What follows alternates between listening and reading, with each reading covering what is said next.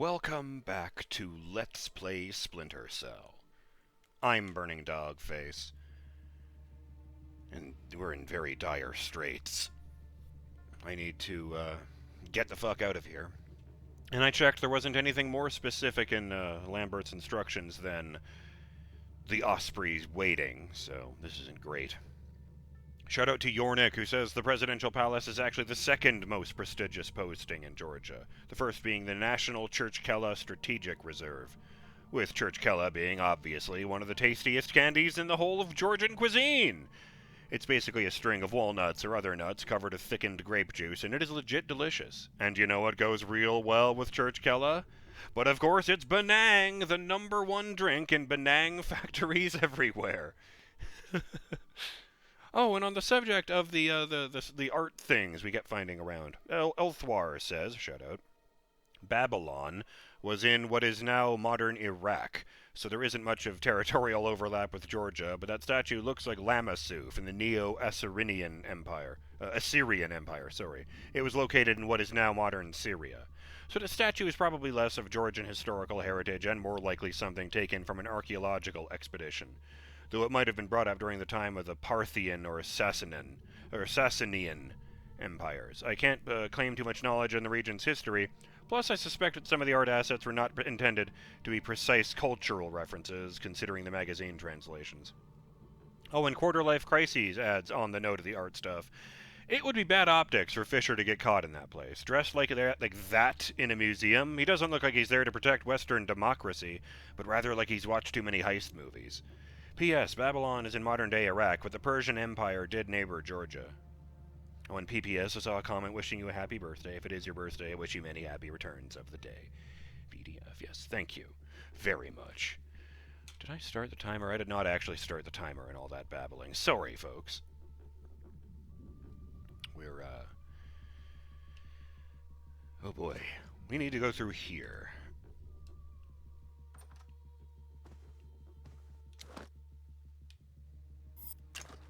I'm gonna try throwing the grenade down the stairs and just blowing them all up.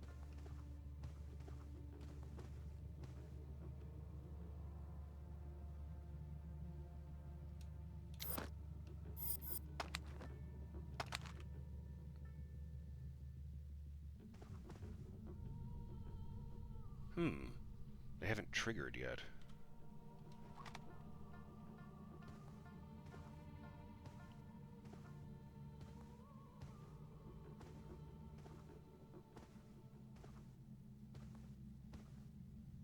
I guess I just went in the wrong fucking direction or walked out there standing up too high. I'm quite happy to leave them standing there guarding those doors because they don't realize I can fly.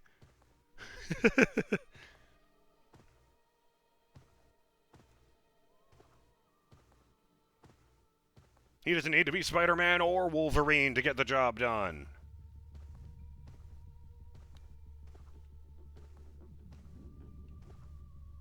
Wait a minute, where's the other one? Oh, there they are.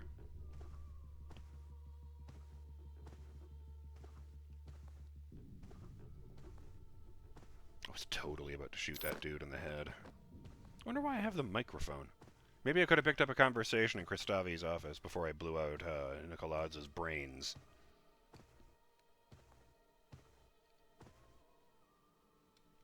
Oh no. Well, this isn't the door I'm going to, but I can do this. Turn the lights back on! Yeah, I thought that would happen. So I'm gonna load, and,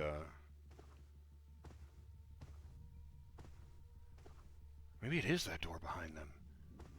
And if that's the case, I'm gonna have to do the stealth drop.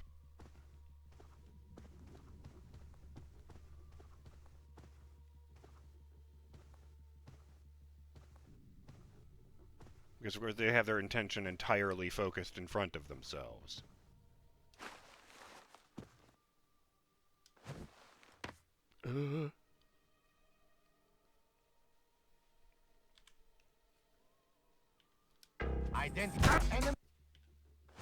Got it! I think I was already in stealth falling mode, so when I got it the first time, he just dropped normally.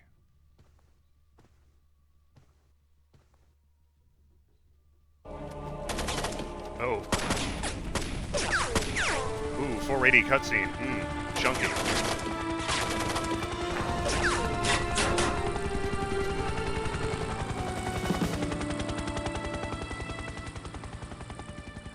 Mission complete!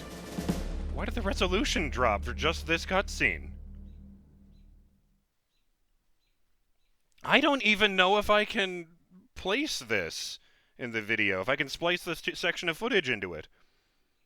Georgian Presidential Palace, Tbilisi, Georgia, November 13th, 2004, 0129 hours. Intelligence gained from the Georgian Presidential Palace identified the Ark as a special atomic munitions device. The fact that it was already in place for a short distance from Washington, D.C., made Nikoladze a clear threat to the safety of the American people. In accordance with the Fifth Freedom, that threat was neutralized. And it shows a map with a dot of Washington, D.C., and just off of that, a map that's a dot that says Hope's Gate, and then in brackets, the Ark. An 8-story apartment building and surrounding 4 blocks in Hope Gate, Maryland, were evacuated today by the National Guard. Authorities cited a gas leak as the reason for the evacuation, stressing that today's events had no relation whatsoever to Combine Nikoladze or the Georgian information crisis. Hope Gate, less than half an hour from downtown Washington, D.C., will, since the recovery and confirmed identity of President Combine Nikoladze's corpse 5 days ago. Palace guards fatally shot President Nikoladze in the midst of what appears to have been an attempted ousting of acting President Varlam Kristavi. In a press conference this morning, U.S. President Bowers lauded the American people for their courage. We were injured, we stumbled, but we did not fall. The world knows no hardship that American tenacity cannot overcome. It's Sam at home. The world knows no problem that American ingenuity cannot solve. And so I extend my deepest admiration to every U.S. citizen of the world, to every civilian and every soldier standing firm against the terror and tyrannies of wicked men. History will not forget your resolve. History will not forget your resolve. Dad, what's going on? You haven't laughed since the Reagan administration. It's nothing. Forget about it. We have kept the bright flame That's the of secure American line, honey. freedom It's for me. burning throughout the world. May God clear our vision and strengthen our minds for the work to come. And may God bless America. Mute. You're not leaving again, are you, Dad?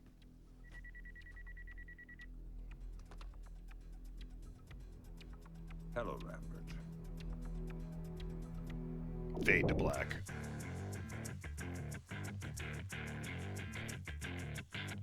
Well.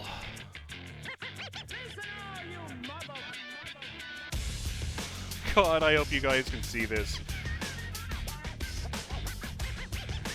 Welcome to the credits video for Let's Play Splinter Cell. I guess I should stop shortening it. Welcome to the credits video for Let's Play Tom Clancy's Splinter Cell. That is about how I expected the ending to go. Just sort of imply, yes, the mission never ends, because he's just that much of a hardcore badass.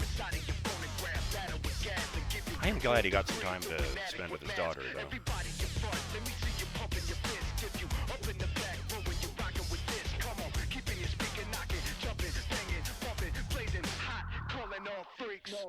Well, I guess this video's not getting monetized either. But the Crystal Method did not like that first video being monetized.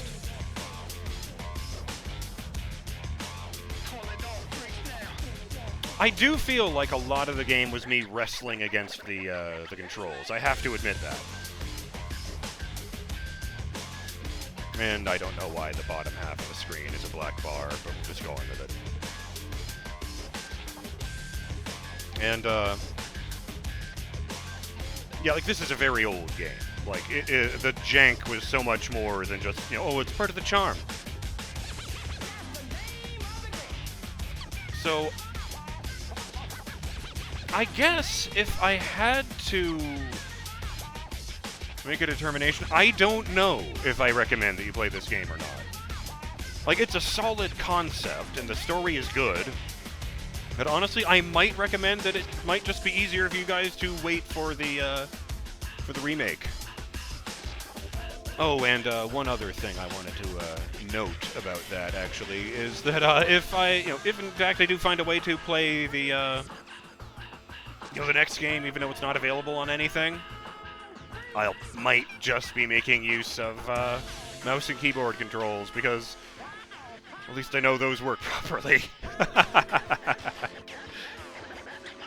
Right, Tom Morello. But yeah, it's really solid. You know, the fucking Palm brand incorporated copyright there. I like that. Like, when the game works, you feel incredibly like a badass. When it doesn't work, you feel like the weakest guy in the world. That's probably the biggest issue with it. I'm gonna hit this right now and see if any of that got through.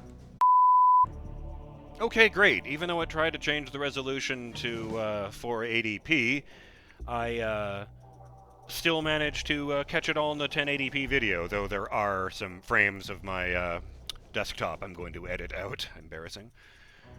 So I'm glad I'm not going to have to explain that last cutscene. But yes. The Osprey picked him up on the front lawn, Sam went home, and of course, the world will never know. Because the official story is not, we sent an assassin to kill the head of another country. Yeah, some really good stuff in here. The CIA level was memorable. I don't know that I would ever want to play it again. I did find it interesting how, with the exception of the Presidential Palace, where they turned everything to 11, it really felt like the early parts of the game were more difficult than the later parts of the game, just because I was so unused to the jank yet. I thought Michael Ironside did a fantastic job as the protagonist. I wasn't sure about that because I had never seen him play anything other than the bad guy, or the guy who's technically the good guy's ally, but he's a real asshole about it. And, seeing him as the protagonist was really interesting. I thought he did the gruff badass thing perfectly. I can understand why they stuck with him for the rest of the franchise. Any other shoutouts I want to do before I go?